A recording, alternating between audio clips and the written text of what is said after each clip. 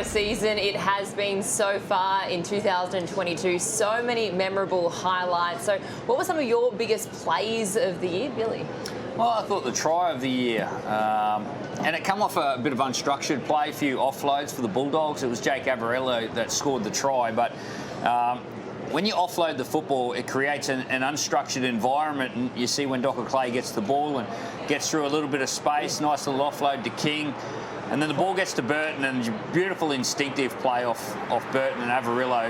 Well, he was playing fullback at this stage, and he just chases it through. So, yeah, some green shoots there at the Dogs. Isn't it amazing how he drops the ball so late, Burton, when he kicks it?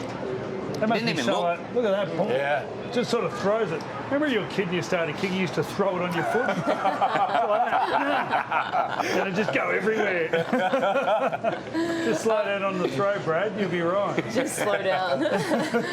Cam, your play of the year is all the way back in round 3. Yeah, way back to round 3. It was the Sharkies versus the Dragons. It was Jesse Raymond. Very similar to Billy's try here, but his last play, the Sharkies just put it through their hands there. Goes through, actually, what I like to see is a couple of forwards and a couple of ruck players. You see Sifa Talakai putting it on the boot. Fafita puts it on the toe as well. Tolman picks it up, and it ends up way out on the right-hand side here with Jesse Raymond. Just a great team try. He salutes there with the shark fin.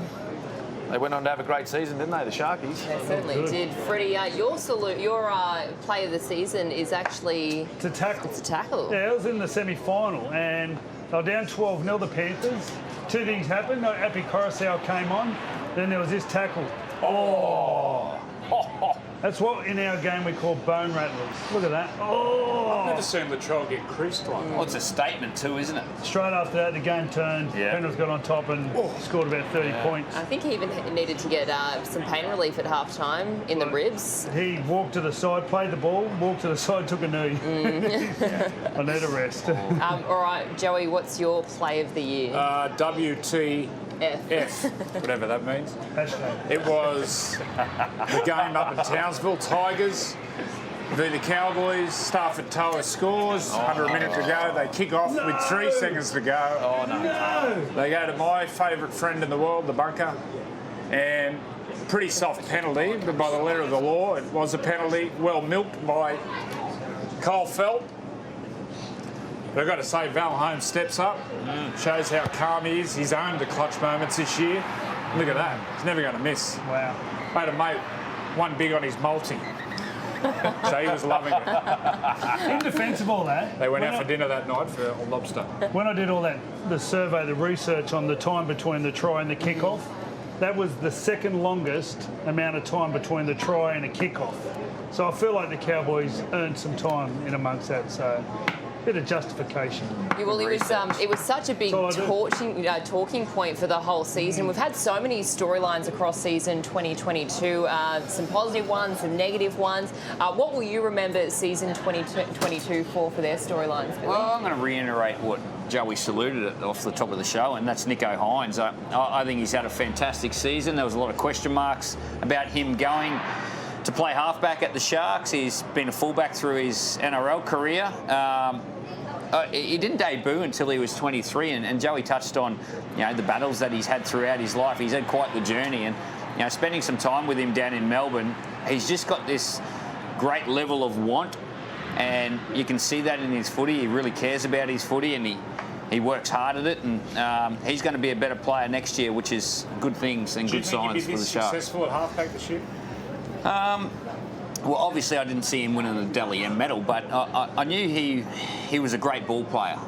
He's probably more suited to the halves than he is at fullback. He's not the quickest guy out on the field, but his strength is his ability to see the game in slow motion, as we say, and he's got a great level head on him, and we saw that this year. He's got to build a good combination with some key players down at the Sharks, and he's had a great year. It is quite remarkable because we spoke about it earlier this week on Immortal Behaviour. It's not often that you see Storm players go on to other clubs and actually get more accolades, more recognition, and lead them to a place like that he led the Sharks to. Yeah, well, you see, in 2020 he was in the team, and he actually played in the grand final off the bench, but didn't get on the field. That's right. And then 2021, he had that incredible period through the middle of the year when Ryan Pappenhausen was out, and then Pappenhausen came back and he was sort of playing that centre, a bit of a utility role off the bench. So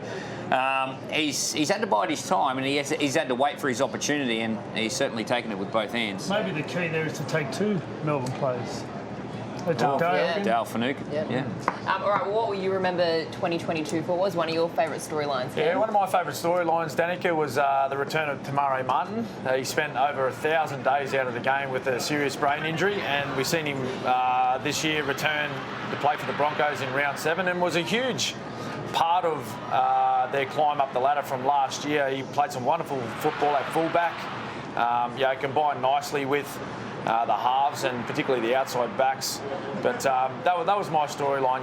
It could have quite easily not ever returned to the NRL. We may not have seen Tamare Martin return. He played some wonderful football before his injury. He's playing at the Cowboys, of course, played in the grand final at fullback in 2017. But just wonderful to see a young man back in the NRL. I loved his attitude. He had a real gratefulness and appreciation of the game. Every time he spoke, he was really appreciative of the position that he held, and he had a really good attitude. So he's going to the Warriors next year. Yeah, good luck to him. Good luck to Murray. Joey, what was one of your favourite storylines? I think Parramatta in the grand final today. We all know haven't won a comp since '86. Big fan base. Played in 2 grand finals since '86, but haven't got the chocolates.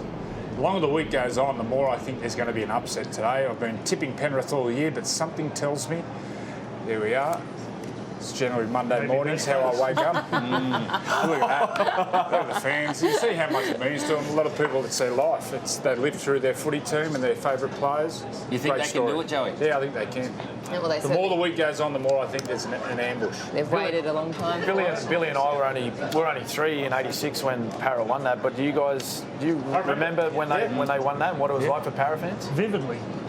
That was like It was the 4-2. I was 14. Yeah, And the storyline, Mick Cronin finishing up, Ray Price. That was a huge build-up. How would a guy that was on this show for a long period of time, Peter Sterling, feel today?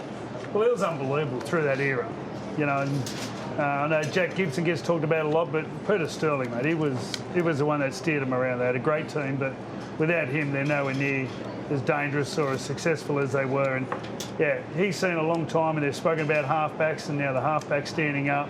They're now another grand final. He'd be wrapped. He was in the Cook Islands yesterday. He's back today. Sterling will certainly be enjoying today, that's for sure. Freddie, what was your storyline for the year? Well, mine was Start of Origin. You don't always get to remember the things you want to remember, but I've got to say this was a fantastic season. Always sits at the front of my mind all the time. And I feel like both sides are at a period right now where it's going to be an incredible series in the future. I think they just took it to another level this year with the way they played and the spirit in which they showed. And congratulations to Billy for the win, but we'll be back. Best series ever, you think? Well, they kept talking about that last game being the best game, and I thought, from our point of view, like we didn't do things in the game that I thought made us our best game, but it was incredible. It was interesting. It was very nervous, through the whole series. You didn't know what was happening. There was plenty of things going on. COVID hit and also injuries. So at the end of the day, I thought it would have been incredibly entertaining, and I think they've set the scene for a big future in Origin.